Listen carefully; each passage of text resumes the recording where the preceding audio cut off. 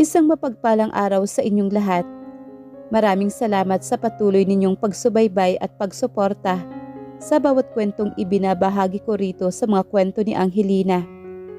Ang inyong suporta at mga komento ay nagbibigay sa akin ng inspirasyon upang magpatuloy sa paglikha ng mga makabuluhang kwento.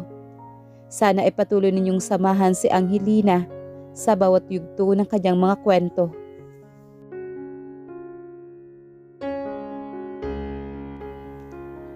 Labing-walong taong gulang si Martina nang sapilitan siyang ipakasal kay Alejandro Martinez, ang kapatid na namatay dahil sa away politika ng kanilang mga pamilya. Bilang kabayaran sa hindi pagkakakulong ng Kuya Martinilla at upang matigil na rin ang ilang dekadang away politika ng kanilang pamilya, lumaking Marangya at prinsesa si Martina sa kanilang pamilya. Hindi lang dahil sa napakaganda nito at matalino kundi siya ang itinuring ng pamilya Ignacio na swerte sa pamilya dahil tanging nag-iisa siyang apong babae. Ayaw man ipakasal si Martina kay Alejandro, ngunit ito na lang ang magiging paraan upang wakasan ang sigalot sa kanilang pamilya. Sa araw ng kasal ni Martina at Alejandro, hindi ito binigyan ng importansya ng binata. Ni sulyap hindi nito tiningnan ang dalaga nang i-anunsyo ng pari na tapos na ang kasal. Doon nagsalita ang binata bilang pagtanggap nito sa kasalan kapalit ng buhay ng kapatid nitong alisin sa kanilang lalawigan si Martina at manatili sa ibang bansa. Ito ang naging parusa niya sa pamilya Ignacio. Walang nagawa ang pamilya ni Martina kundi sundin ang kagustuhan ni Alejandro. Makalipas ang 7 taon, kailangang bumalik ni Martina para sa nanganganib na kandidatura ng kanyang asawa. Laking gulat ni Mayor Alejandro Martinez nang makita ang babaeng napakaganda na may malapor sila ng kutis, mapupulang labi, may mga matang nakakaakit. Ang ipinakilalang kanyang asawa. Noon lang niya naalala na may asawa pala siya. Ngunit ano nga ba ang lihim ng gabi ng kanilang kasal? Bakit napalitan ng puot ang paghanga at pag-ibig na matagal na iningatan ni Martina para sa isang Alejandro Martinez? At narito ang pagsisimula ng kwento. Ang bayan ng Sebastian ay kilala sa 2 bagay. Ang malawak na taniman ng tubo at ang hindi matapos-tapos na alitan ng pamilya Ignacio at Martinez. Sa gitna ng tensyong ito, lumaki si Martina Ignacio. Siya ang tanging apo na babae sa kanilang angkan. Kaya naman itinuring siyang isang prinsesa. Maganda, matalino at kinakikitaan ng talino sa negosyo. Sa kabilang banda naman naroroon si Alejandro Martinez. Siya ang lalaking hinahangaan ni Martina mula pa noong sila ay mga bata pa. Sa kabila ng galit ng kanilang mga ama, may mga pagkakataong nagtatagpo ang kanilang mga landas sa mga lihim na tagpuan sa burol, kung saan ang tanging usapan nila ay ang mga pangarap na malayo sa politika. Ngunit ang lahat ng ito ay gumuho sa isang madugong gabi. Ang nakababatang kapatid ni Alejandro ay nasawi sa isang sagupaan na ayon sa mga saksi ay kagagawa na nakakatandang kapatid ni Martina. Ang buong bayan ay nayanig. Ang dati lihim na paghanga ay napalitan ng matinding puot sa puso ni Alejandro. Para sa kanya, ang dugo ay dapat bayaran ng dugo. Sa edad na 18 sa harap ng mga magulang na puno ng takot at pag-alinlangan, iniharap si Martina sa harap ng altar. Ang kasal ay hindi isang selebrasyon ng pag-ibig, kundi isang transaksyon ng kapayapaan, isang bayad, upang hindi makulong ang kapatid ni Martina at upang mapigil ang pagdanak ng dugo sa kanilang bayan. Habang nakasuot ng puting bestida, ramdam ni Martina na bigat ng tadhana. Tiningnan niya si Alejandro, ang lalaking minahal niya sa loob ng maraming taon, ngunit ang nakita niya sa mga mata nito ay hindi pagmamahal. Ito ay blanko, malamig at puno ng banta. Nang tanungin ng pare kung tinatanggap nila ang isa't isa, ang oo ni Alejandro ay parang isang hatol ng kamatayan para sa puso ni Martina. Tinatanggap ko ang kasalang ito. Matigas na wika ni Alejandro sa harap ng maraming tao. habang ang kanyang tingin ay nakapako sa ama ni Martina. Bilang kabayaran sa buhay ng aking kapatid, ngunit ang pamilyang Ignacio ay hindi na kailanman makikita ang babaeng ito. Pagkatapos ng araw na ito, aalis si Martina sa Pilipinas at kung magtangka siyang bumalik, sisiguraduhin kong ang pamilya niya ang magdurusa. Nanginig ang mga kamay ni Martina. Ang kanyang pangarap na kasal ay naging simula ng kanyang pagkakakulong sa isang buhay na wala siyang kalayaan. Sa harap ng marami, si Martina Ignacio ay opisyal nang naging Mrs. Martinez, ang asawang itinakwil ng sarili niyang asawa. 3 taon bago ang kasal, ang San Sebastian ay saksi sa isang gabi na kailanman ay hindi malilimutan ni Alejandro. Iyon ang gabi kung saan ang kanyang mundo ay gumuho at ang kanyang puso ay nabahira ng itim. Ang gabi ng piyesta ng bayan ay naging entablado ng karahasan.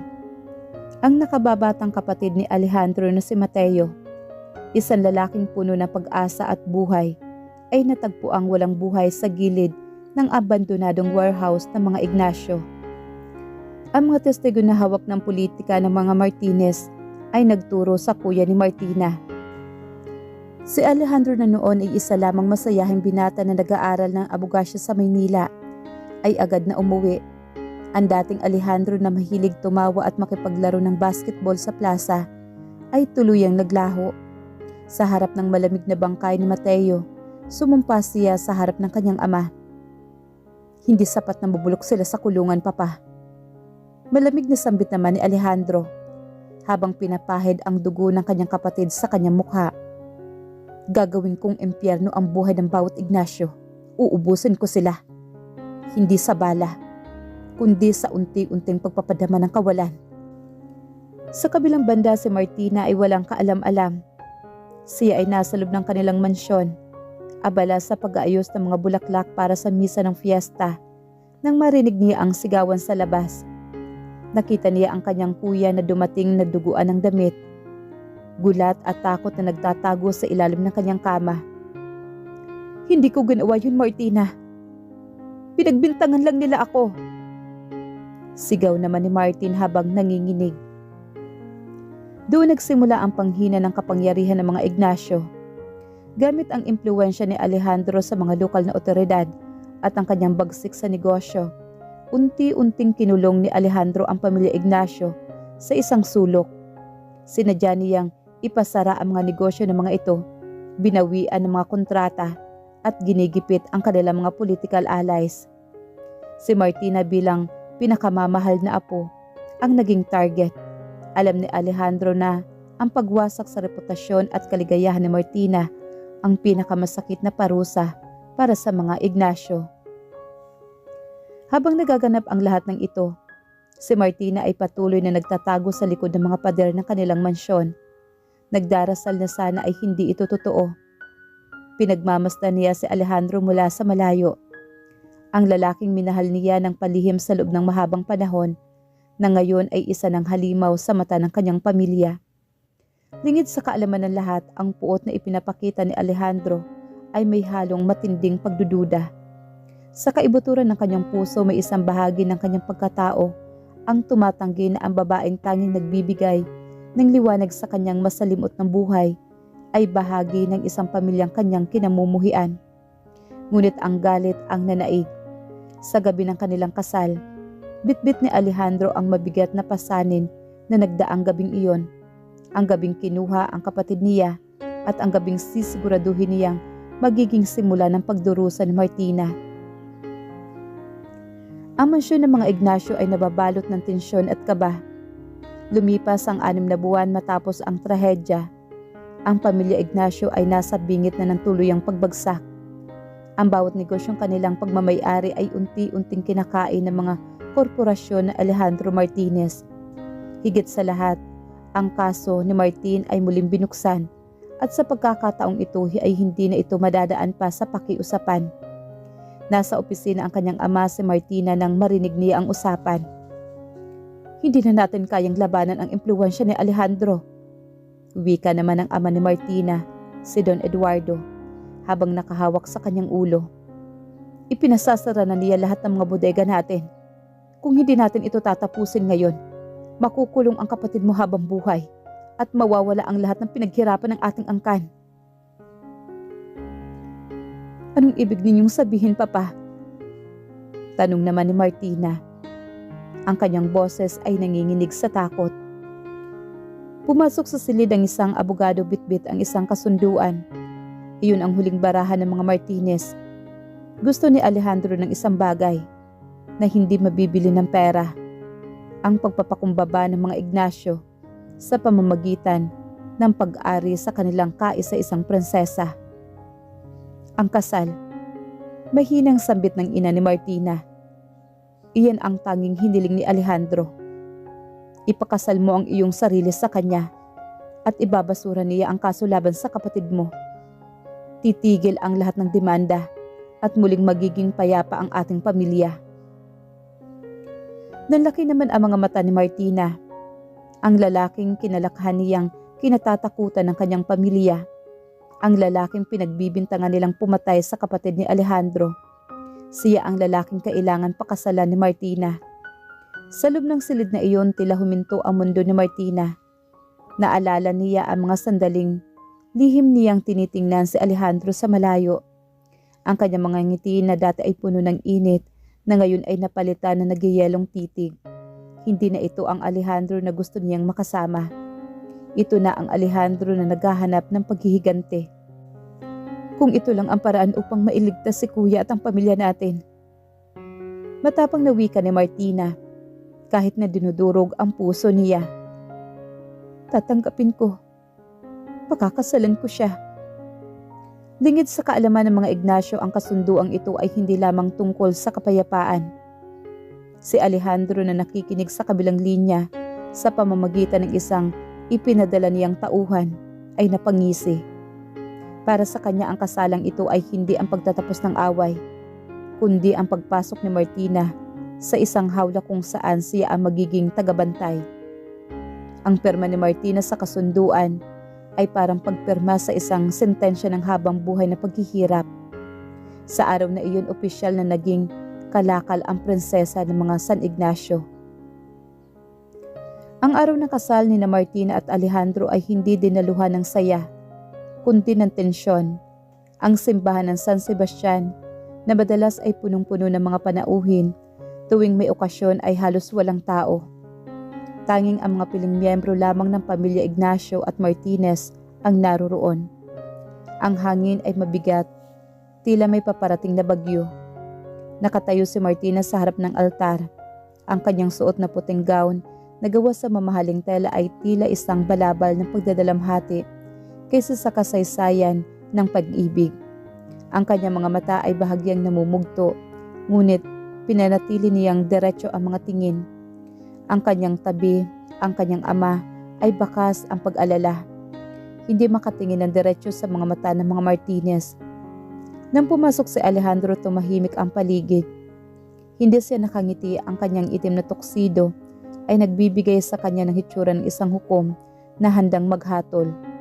Hindi niya tiningnan si Martina kahit sandali lang. Para sa kanya ang babaeng nasa harap niya ay isang bride, kundi isang tropeyo ng tagumpay. Isang bahagi ng pag-aari ng kanyang kinuha mula sa mga Ignacio. Nagsimula ang seremonya. Ang bawat salita ng pari ay tila isang matalim na kutsilyong humahawi sa katahimikan. Nang dumating na ang bahagi ng pagpapalitan ng sumpa, hindi man lang hinawakan ni Alejandro ang kamay ni Martina, na natili itong nakapamulsa o nakayuko sa kanyang gilid. Alejandro, tinatanggap mo ba si Martina Ignacio bilang isang may bahay? Tanong naman ng pari. Huminto naman si Alejandro. Tumingin siya ng diretso sa ama ni Martina na nakaupo sa unang hanay, bago tumingin kay Martina na ngayon ay nakatitig sa kanya ng may halong sakit at pag-asa. Tinatanggap ko. Sagot naman ni Alejandro, ang kanyang boses ay malamig, walang emosyon at may halong panunuya. Tinatanggap ko siya bilang kabayaran sa buhay ng aking kapatid. At sa harap ng lahat, ipinapangako ko na ang pagsasama nating ito ay hindi magiging masaya. Nagbulungan ang iilang panauhin. Si Martina ay halos hindi makahinga. Ang bawat salita ni Alejandro ay parang sampal sa kanyang pagkatao. Nang matapos ang kasal, idineklara silang mag-asawa. Walang naganap na halik. Hindi rin hinawakan ni Alejandro ang baywang ng dalaga. Paglabas ng simbahan, hindi hinintay ni Alejandro ang kanyang asawa. Dire-diretso siyang naglakad patungo sa kanyang sasakyan. Hinarap niya ang ama ni Martina bago siya tuluyang umalis. Tapos na ang utang ninyo, wika ni Alejandro. Ngunit simula ngayon, si Martina ay hindi na kailanman apelyidong Ignacio sa loob ng ating tahanan. Ipadadala ko siya sa ibang bansa sa loob ng 24 oras. Huwag ninyong subukang makipag-ugnayan sa kanya. Dahil oras na malaman kong may koneksyon pa rin siya sa inyo, sisiguraduhin kong wala nang matitira sa inyong pamilya.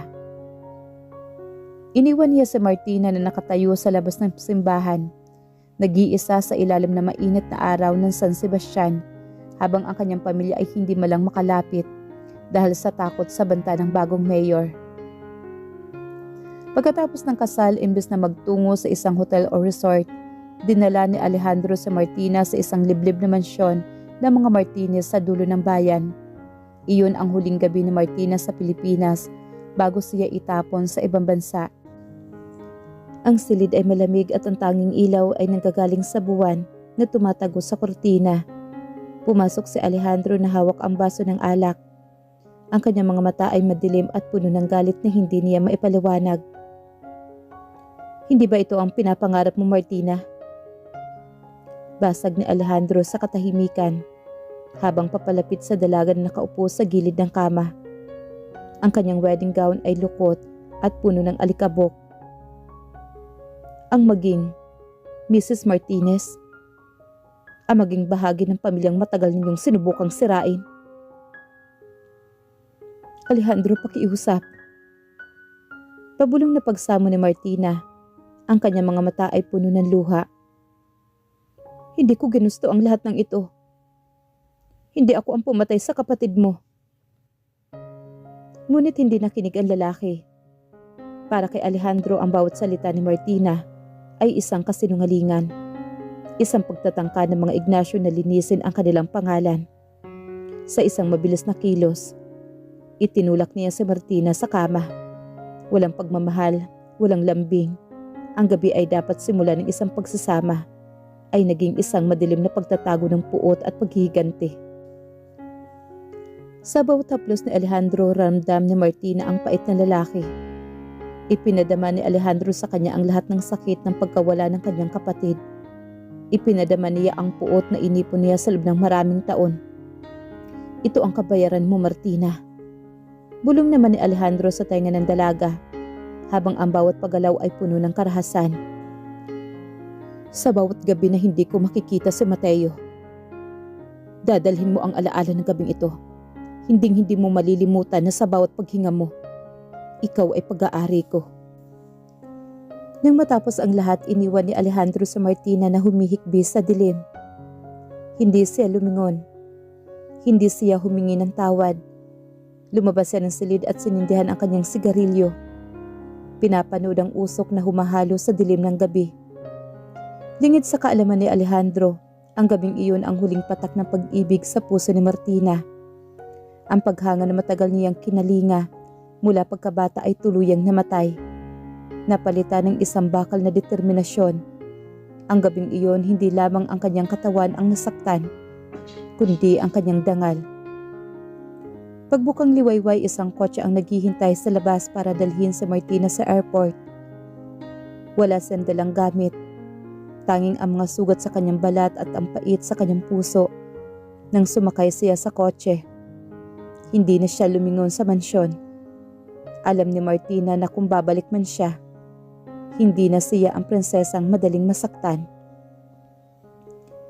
Sa paglalakbay ni Martina patungong Europa, ay tila isang mahabang paglibing sa kanyang nakaraan. Sa loob ng eroplano, nakatingin siya sa ulap habang ang bawat pag-ikot ng gulong ng eroplano ay naglalayo sa kanya sa lugar kung saan siya winasak. Ang kanyang puso na dati ay puno ng pangarap ay naging kasing lamig ng hangin sa labas ng bintana. Paglapag niya sa ibang bansa, sinalubong siya ng isang matandang katiwala ng pamilya na inutusan ni Alejandro. Walang marangyang buhay, walang luho, nanirahan siya sa isang simpleng apartment sa isang tahimik na bahagi ng lungsod. Ang bawat sentimo ay ibinibigay sa kanya na may limitasyon. Isa pang paraan ni Alejandro upang iparamdam sa kanya na siya ay nakadepende pa rin sa pamilya Martinez. Sa unang mga buwan ni Martina ay naging isang anino. Hindi siya lumalabas, hindi siya nakikipag-usap, at tanging ang paghikbi sa gabi ang nagsisilbing kaulayaw niya. Paulit-ulit niyang naalala ang gabi ng kanilang honeymoon. Ang bawat salitang binitawan ni Alejandro, ang bawat haplos na puno ng puot, ang pag-ibig na matagal niyang iningatan ay unti-unting napalitan ng isang mapanganib na emosyon, ang pagnanais na makabangon. Isang araw habang nakatayo sa isang park, nakita ni Martina ang isang babaeng negosyante na puno ng kumpiyansa. Doon niya napagtanto, hindi ako mamamatay ng ganito. Hindi ako magiging biktima habang buhay. Nagsimula siya mag-aral at magtrabaho ng palihim. Ginamit niya ang natitirang alahas na dala niya mula sa Pilipinas bilang puhunan sa isang maliit na online business. Matalino si Martina at ang talinong ito na dati ay nakakulong lang sa pader ng mga Ignacio ay nagsimulang mamukadkad sa isang bansang walang nakakakilala sa kanyang pangalan. Sa kabilang panig ng mundo sa San Sebastian, hindi alam ni Alejandro na ang babaeng itinapon niya ay unti-unti nang nagiging isang reyna. Para kay Alejandro, si Martina ay isa na lamang nakalimutang kabanata sa kanyang buhay. Sa bawat araw na lumilipas, mas lalong lumalalim ang kanyang pagkalunod sa politika at sa pagnanais na maipaghiganti si Mateo, nang hindi malang sumagi sa isipan niya na ang kanyang asawa ay bumuo ng isang bagong pagkatao. Sa loob ng 7 taon, ang mga liham na ipinapadala ni Alejandro sa kanyang katiwala ay simple lamang, buhay pa ba siya? Ang sagot naman ay palaging opo, Mayor. Tahimik lang siya. Hindi alam ni Alejandro ang katahimikan ni Martina ay ang katahimikan ng isang bulkan na nag-iipon ng lakas bago ang pagsabog. Isang buwan matapos ang kanyang pagdating sa ibang bansa, napansin ni Martina ang kakaibang pagbabago sa kanyang katawan. Ang dati masiglang dalaga ay madalas nang makaramdam ng pagkahilo at pagkapagod. Sa kabila ng matinding galit at trauma na iniwan ni Alejandro, may isang katotohanan hindi niya maitatanggi nang sumailalim siya sa pagsusuri. Siya ay nagdadalang tao. Nang makumpirma ng doktor ang balita, tila huminto ang mundo ni Martina. Ang sanggol sa kanyang sinapupunan ay bunga ng gabing kinuha ang kanyang dangal, ang gabing winasak ang puso niya. Sa unang mga linggo, dumaan siya sa matinding krisis. May mga pagkakataong tinitingnan niya ang kanyang tiyan na may puot. Naalala ang mukha ni Alejandro. Ngunit tuwing mararamdaman niya ang unang paggalaw ng sanggol, isang kakaibang instinct ang nananaig, ang instinct ng isang ina. Hindi ka kasalanan, anak ko. Bulong naman ni Martina sa sarili habang humahaplos ang kanyang tiyan. Hindi ka parusa. Ikaw ang magiging lakas ko. Dahil sa takot na baka malaman ni Alejandro ang tungkol sa bata at kunin ito sa kanya bilang isa pang paraan ng pagpapahirap, nagpasya si Martina na itago ang lahat. Gumamit siya ng mga peking dokumento at lumipat sa isang mas liblib na lugar kung saan walang makakakilala sa kanya. Pinutol niya ang anumang ugnayan sa kanyang pamilya sa Pilipinas kahit na nangangahulugan ito ng labis na pangungulila. Sa bawat buwan ng kanyang pagbubuntis, ang kanyang paghihirap ay nagsilbing gasolina sa kanyang determinasyon. Habang lumalaki ang kanyang tiyan, lumalaki rin ang kanyang hangarin maging matagumpay. Hindi na lang siya lumalaban para sa sarili. Lumalaban siya para sa kinabukasan ng kanyang anak. Sa kabilang banda sa San Sebastian, naging mas brutal si Alejandro. Ang kanyang pagkapanalo bilang mayor ay naging mitya ng mas matinding kapangyarihan. Ngunit sa likod ng kanyang malalakas na talumpati at matatalim na desisyon, may isang bahagi ng kanyang buhay na unti-unting nakakalimutan, ang kanyang asawa. Hindi niya namalaya na ang taong itinapon niya sa ibang bansa ay magdadala ng susunod na henerasyon ng mga Martinez. Ang lihim na ito ay naging ticking time bomb.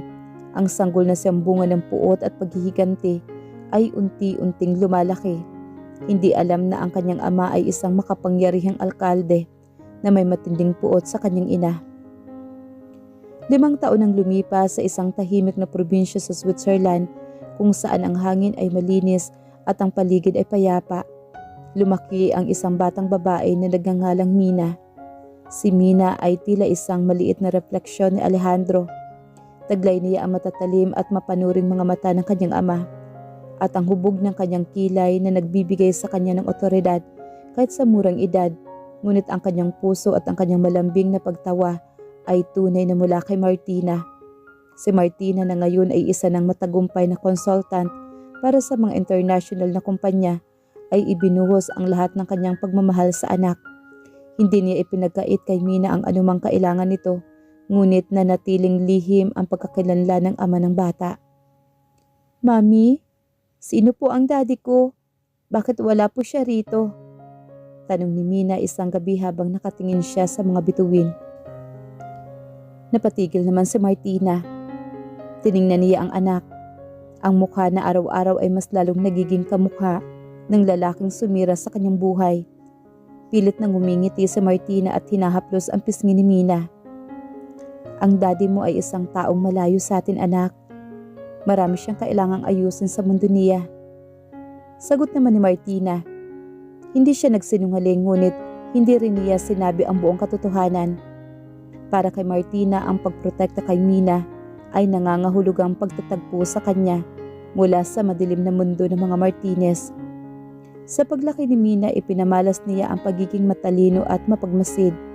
Mahilig siyang magbasa ng mga aklat tungkol sa politika at kasaysayan, mga hilig na hindi naman itinuro ni Martina sa kanya. Tila nasa dugo talaga ng bata ang pagiging leader. Habang si Martina ay nagtatrabaho, si Mina ay madalas na nakikipaglaro sa mga anak ng kanilang mga kapitbahay. Subalit may kakaibang disposisyon ang bata. Hindi siya basta-basta nagpapasakop. Kapag may inaapi sa kanilang paaralan, si Mina ang unang nakikialam, gamit ang kanyang talino sa pakikipag-usap at ang kanyang matapang na tindig. Pinagmamasdan lamang ni Martina ang kanyang anak mula sa malayo. Nakikita niya ang anino ni Alejandro sa bawat kilos ni Mina at minsan hindi niya maiwasang makaramdam ng kaba.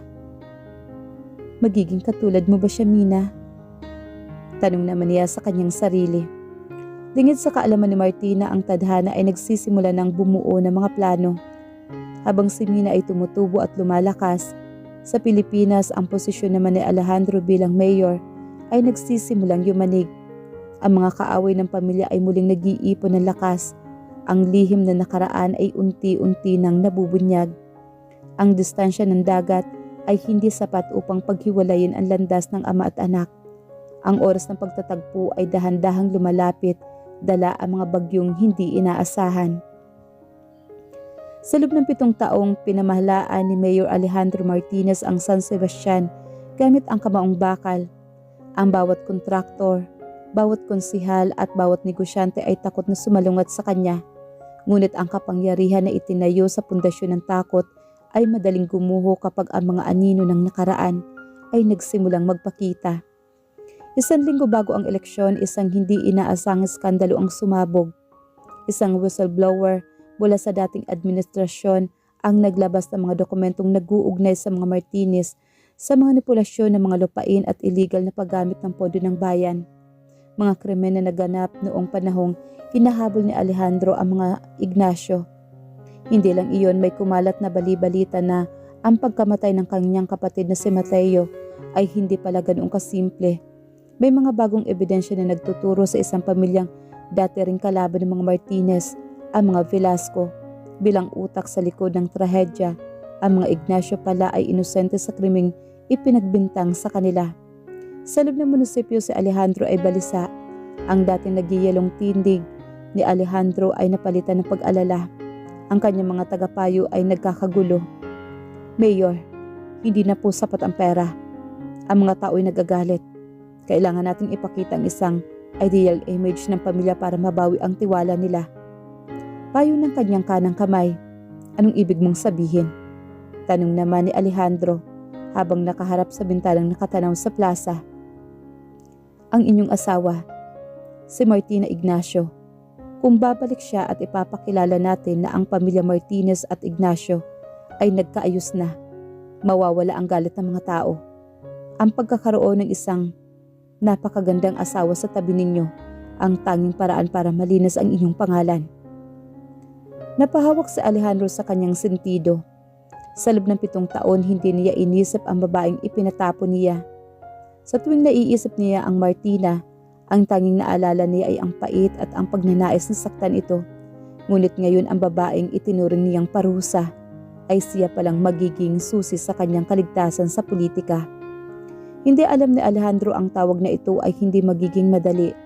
Si Martina ay hindi na amahin ng babaeng iniwan niya sa altar. Sa kabilang bahagi ng mundo nakatanggap si Martina ng isang mensahe, isang demand mula sa mga abogado ni Alejandro. Kailangan na niyang bumalik o kundi ang huling yaman na natitira sa mga Ignacio ay tuluyang kukunin ng mga Martinez. Nang mabasa ni Martina ang sulat, hindi siya natakot. Sa halip isang mapanganib na ngiti ang sumilay sa kanyang mga labi. Nagkamali ka ng kalkulasyon, Alejandro. Bulong niya habang nakatingin sa kanyang anak na si Mina na abala sa pag-aaral. Handa na akong bumalik. Pero hindi para maging asawang sunod-sunuran, kundi para bawiin ang lahat ng kinuha mo sa akin. Ang liham na mula sa abogado ni Alejandro ay hindi lamang isang formal na abiso. Ito ay isang ultimatum. Nakasaad dito na bilang asawa, obligasyon ni Martina na tumayo sa tabi ng kanyang asawa sa gitna ng krisis sa politika. Kung hindi siya susunod, ang natitirang mga ari-arian at ang pangalan ng pamilya Ignacio sa San Sebastian ay tuluyang mabubura. Sa kanyang marangyang opisina sa Switzerland, pinagmamasdan ni Martina ang mga dokumento. Sa tabi niya ay tahimik na nagbabasa si Mina. Ang batang si Mina sa kabila ng kanyang batang edad ay tila nakaramdam ng bigat ng sitwasyon. Mami, uuwi ba tayo sa lugar na laging binabanggit ni Lola sa mga kwento niya sa Pilipinas? Tanong ni Mina. Ang kanyang mga mata ay puno ng kuryosidad. Huminga ng malalim si Martina. Alam niyang hindi na niya kayang itago si Mina habang buhay. Ang kanyang pagbabalik ay hindi lamang pagtugon sa tawag ng politika. Gagamitin niya ang mismong armas na ginamit ni Alejandro laban sa kanya, ang publiko. Sumulat si Martina sa mga abogado ni Alejandro. Hindi siya nagpakita ng pagsang-ayon o pagkatakot, sa halip naglatag siya ng kanyang sariling mga kondisyon. Siguradad, ang kanyang pagbabalik ay dapat garantisado ng proteksyon para sa kanyang pamilya. Hindi siya magiging sunod-sunuran sa mga kumpanya. Siya ang magpapasya sa kanyang mga gagawin at sasabihin. Financial settlement. Ang lahat ng ari-arian ng mga Ignacio na kinuha ni Alejandro ay dapat ibalik sa pangalan ni Martina bago siya tumuntong sa San Sebastian. Na matanggap ni Alejandro ang mga kondisyon, halos mabasag niya ang kanyang lamesa sa galit.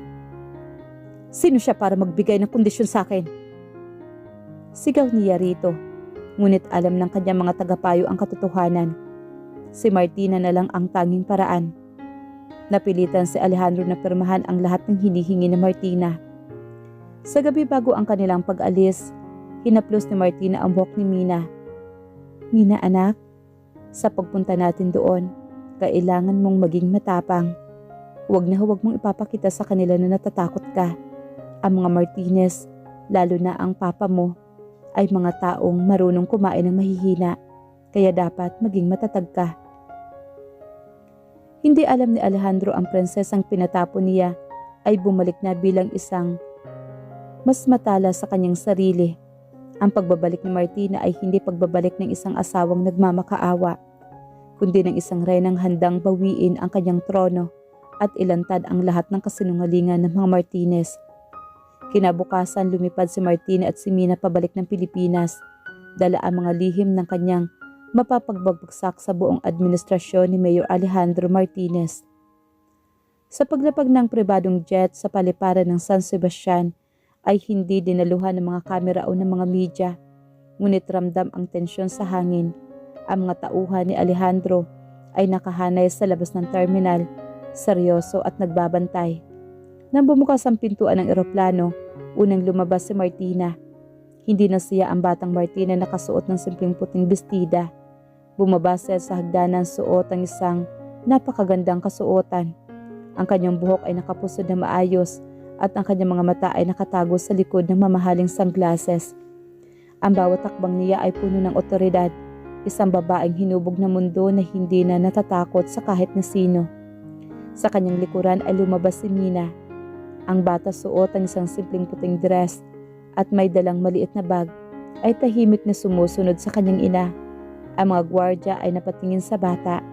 Ang pagkakahawig nito kay Alejandro ay hindi maitatanggi, kahit na ang aura nito ay kay Martina nagmula. Naghihintay si Alejandro sa loob ng kanyang itim na SUV. Nang makita niya si Martina sa malayo, hindi siya makagalaw. Ang babaeng inaasahan niyang magmamakaawa ay tila isang reyna na bumalik upang bawiin ang kanyang kaharian. Ang kanyang malaporselanang kutis ay lalong luminaw at ang kanyang mga labi na dati ay laging nanginginig sa takot, nakatikom ngayon sa isang matatag at seryosong ekspresyon. Lumapit si Martina sa sasakyan. Hindi siya ngumiti. Nang bumaba si Alejandro, nagtagpo ang kanilang mga mata. Sa loob ng 7 taon, ito ang unang pagkakataon na nagkaharap sila. "Welcome back, Mrs. Martinez." Malimig na bati naman ni Alejandro. Sinubukang bawiin ang kanyang composure. Umarap naman si Martinez sa kanya. Inalis ang kanyang salamin at tiningnan si Alejandro nang diretso sa mga mata. "Huwag mo akong tawagin sa pangalang yan, Alejandro. Dahil sa harap ng batas at sa harap ng lahat, narito ako para sa negosyo. Hindi para sa mga sentimentalidad mo." Napatingin si Alejandro sa batang nasa likod ni Martina. Sino siya? Tanong ng mayor na ang boses ay nababahiran ng kuryosidad at isang kakaibang pakiramdam na hindi niya maipaliwanag. Ngumiti naman si Martina, isang ngiting hindi umabot sa kanyang mga mata. Siya ang sagot sa lahat ng problema mo sa iyong kandidatura, Alejandro. At siya rin ang dahilan kung bakit hindi ka kailanman makakapanakit muli. Sa eksenang iyon, ang buong plaza ng San Sebastian ay tila tumigil. Ang mga tao sa paligid na nakatingin, nagbubulungan sa pagbabalik ng dating prinsesa ng Ignacio, na ngayon ay tila isang estranghero na may bitbit na lihim na kayang pumantay sa karera ng isang mayor. Ang mansyon ng mga Martinez ay nanatiling kasing lamig ng huling gabi ni Martina.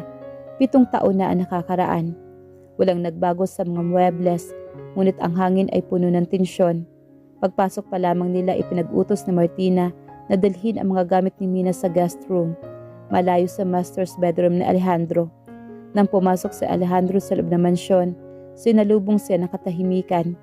Nakita niya si Martina na nakaupo sa sala, nagbabasa ng mga dokumento tungkol sa mga lupain ng Ignacio na ibinalik sa kanya. "Hindi mo na kailangang abalahin pang maglagay ng distansya," wika naman ni Alejandro habang tinatanggal ang kanyang korbata. "Sa harap ng media at ng publiko, ikaw pa rin ang asawa ko. Kailangan mong matulog sa silid ko." Tumayo si Martina, ang kanyang tindig ay matuwid at hindi natitinag. Lumapit siya papalapit kay Alejandro. Tumigil lamang ng ilang pulgada ang layo. Ang dati niyang paghanga ay napalitan ng isang mapanuring tingin. "Alejandro, nakalimutan mo na yata ang kasunduan." Sagot ni Martina sa isang boses na may nahon ngunit may talim. "Sabi ko, babalik ako para sa negosyo. Ang asawa sa papel ay isang obligasyon, pero ang pribadong espasyo ko ay hindi na bahagi ng iyong pag-aari." Napahalakhak si Alejandro na mapait. "Negosyo? Akala mo ba matatago mo ang bata sa akin? Nakita ko ang mga mata niya, Martina. Kamukha ko siya. Sino ang batang yon?" Nanginig ang kamay ni Martina sa ilalim ng mesa, ngunit pinanatili niyang poker face ang kanyang mukha. "Siya ay anak ko. At ang pagkakakilanlan ng kanyang ama ay wala sa listahan ng mga bagay na dapat mong malaman." Sa bawat salitang binatawan ni Martina, nararamdaman ni Alejandro ang isang kakaibang sakit. Hindi ang puot na dati niyang nararamdaman, kundi ang pagtataka. Ang babaeng dati ay madaling mauto at saktan ay nagtataglay na ngayon ng isang aura na hindi na niya kayang basagin pa. Sinubukan ni Alejandro na hawakan ang braso ni Martina, ngunit agad itong umiwas. "Huwag mo akong hawakan!" Babala naman ni Martina. "Dahil kung ang gabi ng kasal natin ang nagturo sa akin ng pait, ang 7 taon na malayo sa iyo ang nagturo sa akin kung paano pumatay ng kalaban gamit lang ang talino at diplomasya. Huwag mong subukang gamitin ang dahas sa akin, Alejandro. Hindi na yun uubra." Iniwan ni Martina si Alejandro na nakatayo sa gitna ng sala. At sa unang pagkakataon, ang ruthless mayor ay nakaramdam ng takot. Takot na marahil sa pagbalik ni Martina, siya ang unti-unting mawawalan ng kontrol sa sarili niyang buhay. Habang abala ang buong San Sebastian sa pag-aabang sa mga susunod na hakbang ng mag-asawang Martinez, isang lihim ng pagtitipon ang nagaganap sa loob ng mansyon ng mga Velasco. Sila ang pamilyang matagal nang nagmanipula sa likod ng mga kortina, ang tunay na arkitekto ng alitang sumira sa buhay nina Alejandro at Martina. Hawak ni Don Valeriano Velasco ang isang folder na naglalaman ng mga litrato ni Martina at ng batang si Mina. Ang pagbabalik ng babaeng Ignacio ay isang panganib. Wika naman ni Don Valeriano sa kanyang anak, kung malalaman ni Alejandro ang katotohanan na hindi ang mga Ignacio ang pumatay sa kanyang kapatid, mawawalan ang ating kontrol sa kanya. Ang galit niya sa mga Ignacio ang nagsisilbing tali natin sa kanyang leeg. Sa kabilang banda, si Martina ay hindi nag-aksaya ng oras. Gamit ang kanyang koneksyon, nag-hire siya ng isang private investigator na dalubhasa sa mga cold case. Habang si Alejandro naman ay nakatuon sa kanyang mga meeting, si Martina ay nag-iimbestiga sa mga lumang talaan ng pamilya Martinez. Isang gabi habang naghahanap si Martina ng mga dokumento sa lumang opisina ni Alejandro sa mansyon, natagpuan niya ang isang nakatagong digital record, isang lumang voice record mula sa gabi ng trahedya, 7 taon na ang nakakaraan. Pinindot niya ito, ang boses na narinig niya, hindi kay Martin Ignacio. Ito ay ang boses ng kanang kamay ni Don Valeriano na nakikipag-usap sa isang hetman. Ang kasunduan, siguraduhin ninyo ang bala ay manggagaling sa direksyon ng mga Ignacio. Kapag naniwala si Alejandro na ang mga Ignacio ang pumatay sa kapatid niya, magpapatayin ang 2 pamilya at tayo ang sasakop sa lahat ng negosyo nila. Nanginig naman ang buong katawan ni Martina. Ang lahat ng pagdurusa niya, ang sapilitang kasal, ang pagpapatapon sa kanya at ang trauma ng iniwan ni Alejandro, lahat ay bunga ng isang malaking kasinungalingan. "Alejandro," bulong ni Martina habang tumutulo ang mga luha niya. Hindi para sa sarili kundi para sa lalaking winasak ang kanyang buhay dahil sa maling paniniwala nito. Ngunit bago pa siya makalabas ng opisina, bumukas ang pintuan. Nakatayo si Alejandro. Ang kanyang mga mata ay puno ng pagdududa habang nakatingin sa voice recorder na hawak ni Martina. "Ano yan, Martina?"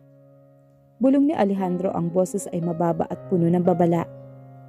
Hindi nagpatumpik-tumpik naman si Martina. Hinarap niya si Alejandro.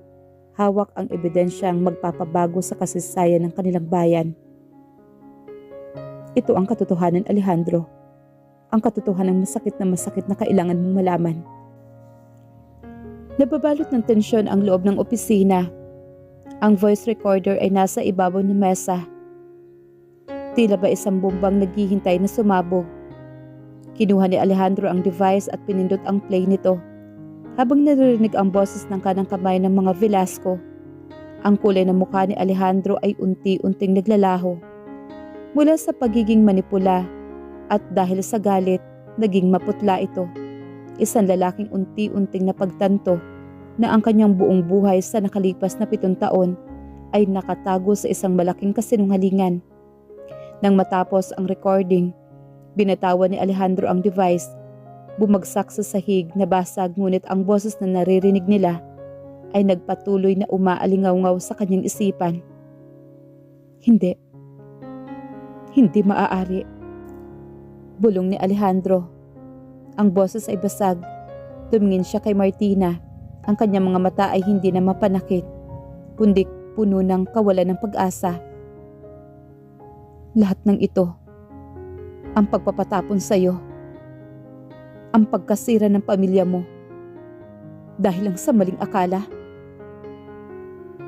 Hindi lang maling akala, Alejandro. Mariing sagot naman ni Martina.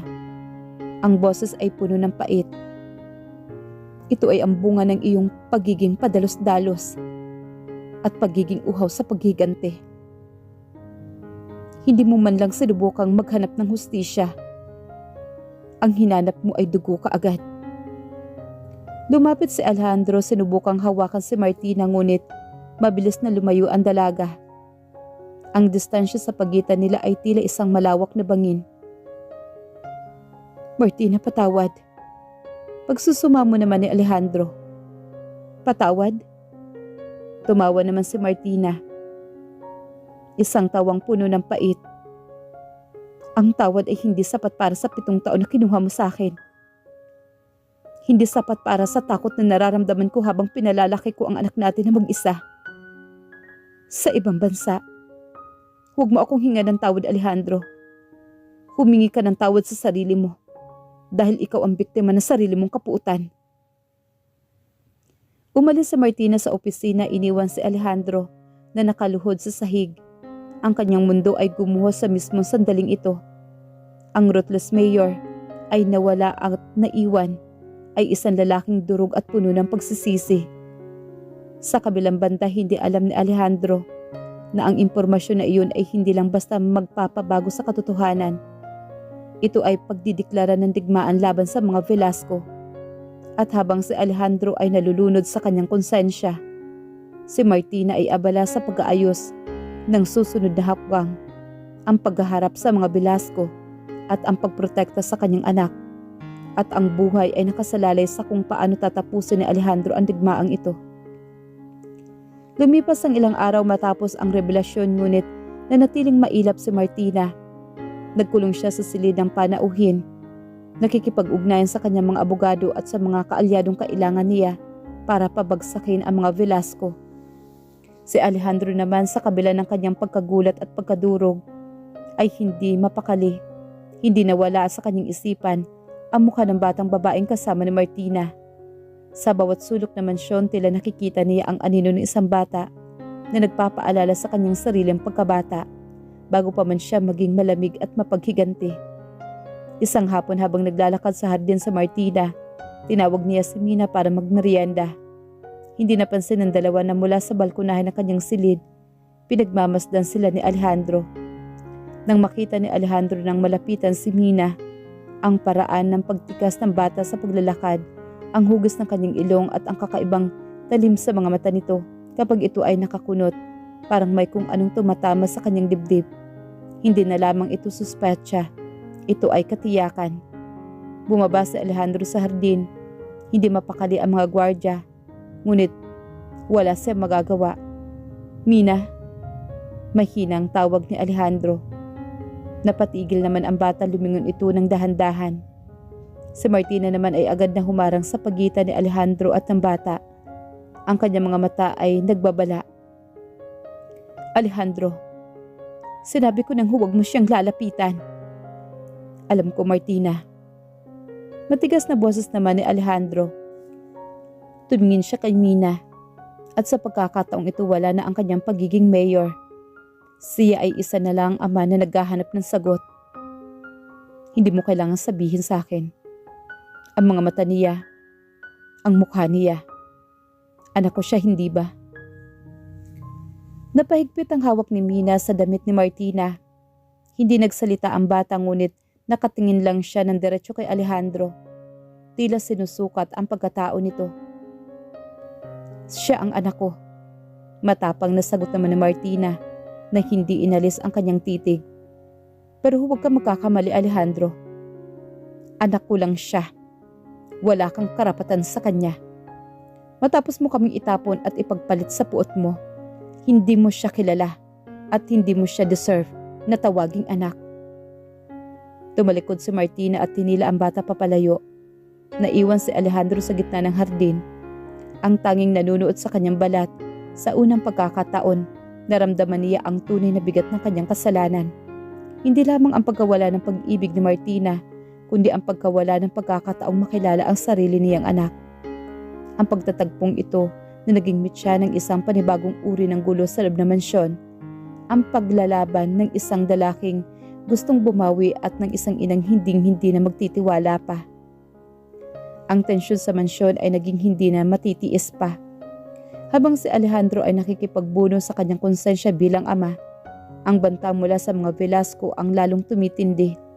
Nalaman ng mga Velasco na hawak ni Martina ang ebidensya, kaya naman nagpasimula na sila sa mga pag-atake, mula sa pag-hack sa mga bank accounts ni Martina habang sa pagpapakalat ng mga paninirang puri sa media laban sa pamilya Ignacio. Sa isang emergency meeting sa loob ng study room ni Alejandro, hinarap nila ang realidad. Hindi na ito laban politika. Seryosong wika naman ni Martina habang ipinapakita ang mga threats report sa kanyang laptop. Ito ay laban para sa ating kaligtasan. Ang mga Velasco, hindi titigil hanggat hindi nila tayo tuluyang nawawasak. Si Alejandro na dati ay mayabang at mapag-isa, ay yumuko at tiningnan ang mga dokumento. Ano ang gusto mong gawin ko? Ibigay mo ang utos, Martina. Gagawin ko ang lahat para protektahan ang pamilyang ito. Nakita ni Martina ang pagbabago sa tono ni Alejandro. Hindi na ito ang aroganteng mayor na ito na ang lalaking handang magpakumbaba. Kailangan natin magpanggap. Wika ni Martinez sa harap ng publiko. Kailangan nating ipakita na ang mga Martinez at Ignacio ay nagkaisa na. Gagamitin natin ang iyong posisyon para ilantad ang mga krimen ng mga Velasco. At gagamitin ko ang aking mga koneksyon sa negosyo para putulin ang kanilang pondo. Nagkasundo ang dalawa, isang alyansang binuo, hindi na ng pag-ibig, kundi ng pangangailangan. Sa sumunod na mga araw nagsimula ang kanilang pagtatanghal. Lumabas sila sa mga pampublikong kaganapan na magkahawak kamay. Gumingiti sa harap ng kamera at nagpapahayag ng pagkakaisa. Ngunit sa likod ng mga ngiting iyon, ang kanilang mga usapan ay puro taktika. Si Mina na matalinong bata ay nanatiling tahimik. Pinagmamasdan ang kanyang mga magulang. Alam niya sa kanyang sarili na may malalim na sugat sa pagitan ng dalawa. Isang gabi habang nagpaplano sila ng kanilang counter-attack, aksidenteng nagtama ang kanilang mga kamay habang inaabot ang parehong dokumento. Tumingin si Alejandro kay Martina, ang kanyang mga mata ay puno ng pait at ng pagsisisi. Martina, alam ko na ang mga salitang sorry ay walang saysay. Bulong naman ni Alejandro. Pero kung bibigyan mo lang ako ng pagkakataon na patunayan na nagbago na ako, hindi para sa atin kundi para kay Mina. Tiningnan siya ni Martina ng matagal. May bahagi ng kanyang puso ang nagnanais na maniwala, ngunit ang nakaraan ay masyadong masakit. Ang pagbabago ay hindi ipinapangako, Alejandro. Ito ay pinatutunayan. Sa ngayon ang tanging kailangan ko ay ang hustisya para sa aking pamilya. Ang alyansa ay naitatag na, ngunit ang digmaan ay nagsisimula pa lamang. Hindi nila alam ang mga Velasco ay may inihandang mas malupit na bitag na susubok sa kanilang bagong nabuong pagkakaisa. Ang araw ng Grand Gala sa munisipyo ang itinakdang araw ng mga Velasco upang tuluyang ipahiya ang pamilya Martinez at Ignacio. Inaasahan ni Don Valeriano na sa harap ng maraming tao at media, mabubunyag ang lahat ng baho ng pamilya. Ang pag-aaway nila, ang pekeng kasal, at ang pagtatago ni Martina sa ibang bansa.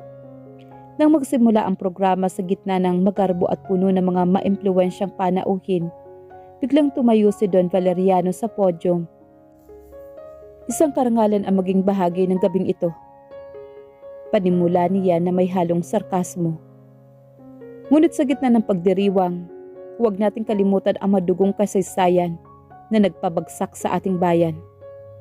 Lalo na ang pagkamatay ni Mateo Martinez na hanggang ngayon ay mistulang hindi pa tapos.